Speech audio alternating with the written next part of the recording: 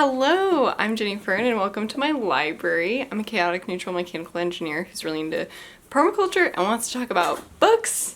My kitten's playing with a box. So October is my birthday month and I'm very excited about getting myself books. A few days ago I did go through all of my books from last year and this year and see which ones I wanted to order. Not all of them were available, but I thought I'd just go ahead and do that with y'all so that you can get an idea of the books that I read and I don't buy. So in 2023 I read 182 books. That's crazy, by the way. So I'm gonna skip through a few that I already own or that were from my little free library. So here we get into some that I would totally love to have, but it is expensive, and that's my main barrier to getting these books. That's manga series. So one of those is Spy Family and the other is Flying Witch.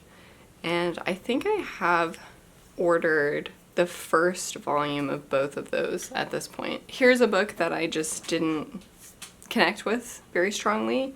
That's Heretics Anonymous by Katie Henry. Similarly, Vert by Jeff Noon. Station 11 by Emily St. John Mandel. I think if I saw that at a thrift store for like 50 cents, I would go ahead and pick it up. The Woman in Me by Britney Spears. Reading it once was enough. Land of Wondrous Cold, I actually did quite enjoy this reading experience. I would be happy to own it. I just am not convinced that I would reread it. Chlorine by Jade Song. I have been wanting this book for...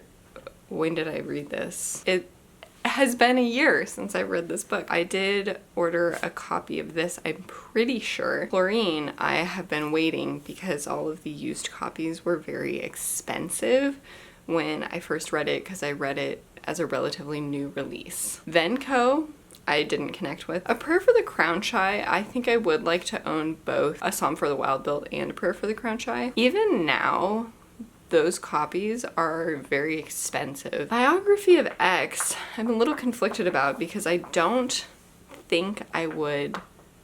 Sorry, Clover is chomping on a squeaky toy.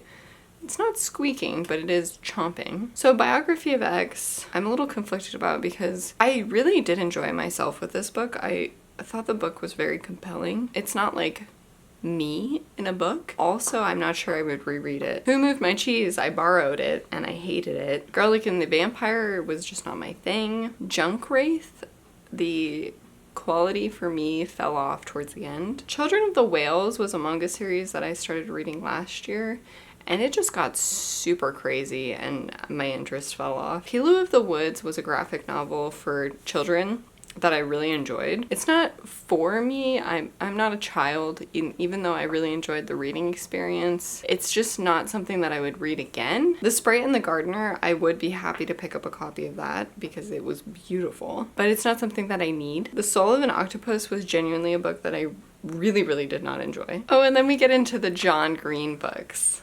I just don't feel like I need to own John Green books. This was Paper Towns. I also read An Absolutely Remarkable Thing by Hank Green, and I don't think I would be mad at owning that. Like, if I saw it at a thrift store, I think I would pick it up because I did enjoy that book. I didn't really enjoy it enough to even pick up the second book. The Birch Bark House. I just found this really dark and depressing. Turtles All the Way Down was my favorite John Green book that I read last year, and I liked it, but I don't think I need it. An Abundance of Catherines, I didn't really even like. Todo Esto Era Nuestro, this was fine to read as like Spanish practice for me. I didn't connect with it very much. Season of the Bruja Volume 1, I really did not connect with this. Dance Dance Dance by Haruki Murakami.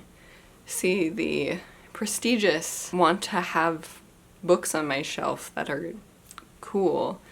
I'm like, oh.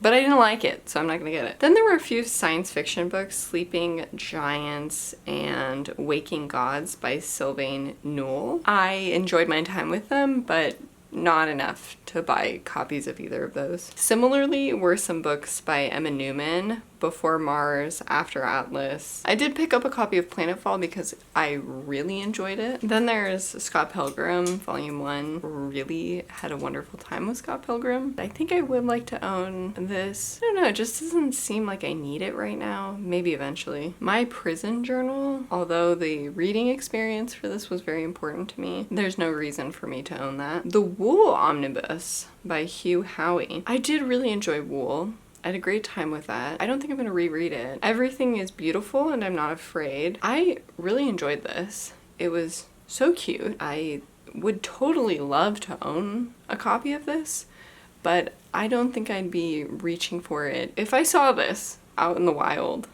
I would pick it up, I think.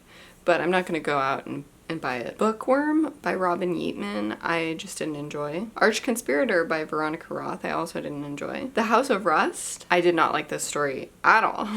Very weird and confusing for me. So Mario and the Guardian of the Forest, I would love to pick up volume 1 of this. I think I would like to own this, and I think I do need to start buying it because I don't have access to more volumes without buying them. But I couldn't find this on Pango Books. We have some children's books in here that I don't need to own. I'm not a child and I don't have children. Leviathan Wakes by James S.A. Corey. Maybe controversial, but I didn't enjoy this very much. The Girl from the Other Side, the full manga series, I would love to own.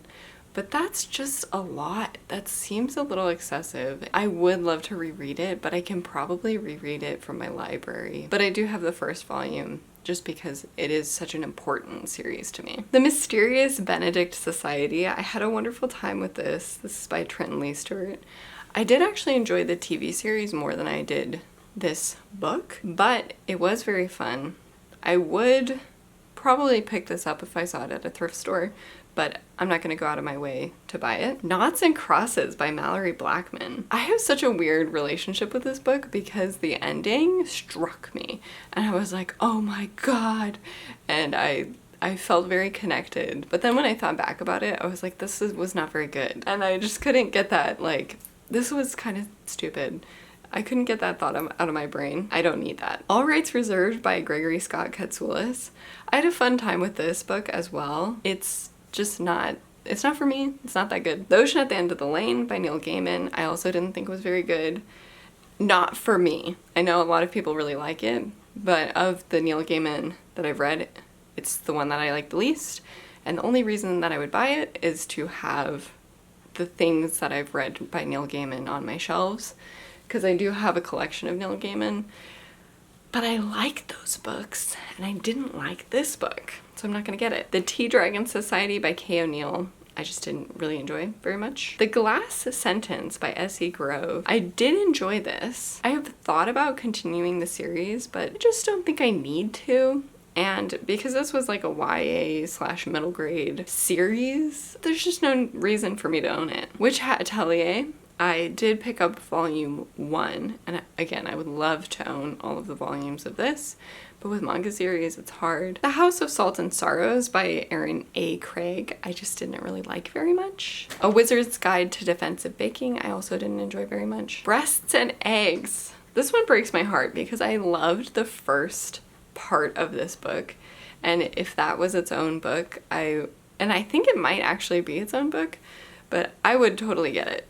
But I just hated the second part of this book, so I don't need that reminder on my shelf. The English Understand Wool, I was so happy to see this on Pango Books, and I did pick up a copy. Yeah, I think the only reason I didn't pick up a copy before was it's very short, and it seemed quite expensive. Under the Whispering Door by TJ Klune, I just didn't enjoy. Legends of Lattes by Travis Baldry. I don't think I need this. And that's all I have for 2023. Looking back at that list, it also seems like I read a lot of books from the library that I didn't enjoy, which I don't know if I did a ton of that this year, but I guess we'll find out. Sparks Like Stars by Nadia Hashimi. I enjoyed this. I don't think I'm gonna revisit it. Berserk Volume 1. I don't know how I feel about Berserk anymore. I really enjoyed the first 3 volumes, I think, and now I'm just stuck in this flashback, and I really liked that fairy guy, and the fairy's not around anymore, and I don't care. A Sign of Affection Volume 1. I really enjoyed this.